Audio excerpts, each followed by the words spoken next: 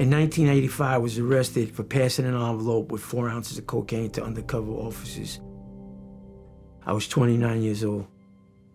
I couldn't believe the sentence I got. I was sentenced to 2 15-year-to-life terms for first-time nonviolent drug offense under mandatory minimum sentencing. The same thing as someone who was convicted of second-degree murder. At the time I was in Sing Sing, I was lost, and then I met an individual who actually painted in prison. He gave me some watercolor brushes, paper, paint, and at that point, that became my life, my art, in prison. At the same time, I went to school. I got 3 college degrees. I was running the art program in Sing Sing. That's the transformative power of art that I discovered teaching art in prison. But I was still serving a 15-life sentence.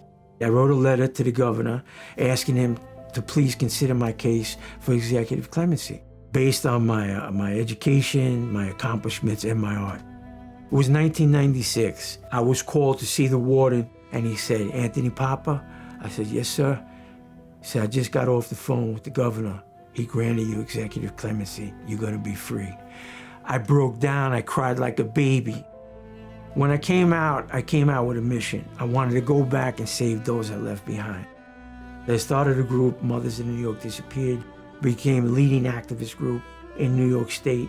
About 5 years ago, I started a Let It Prison project. If people tell me their stories, I help them get media attention to cases. I was in prison and I needed help, and I reached out for people to help me. So I want to give them back what I wanted when I was in prison. In 2016, I got a full pardon from Governor Andrew Cuomo, became the first person in the history of New York State to receive executive clemency and a pardon. Governor Cuomo, I plead with you to use your clemency powers more often. There are many individuals who are stuck in prison who are still there. They exhausted their judicial remedies, and the only way they can get out is through the act of executive clemency.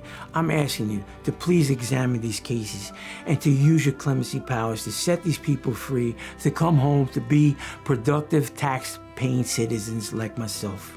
Please, Governor, I pray to you.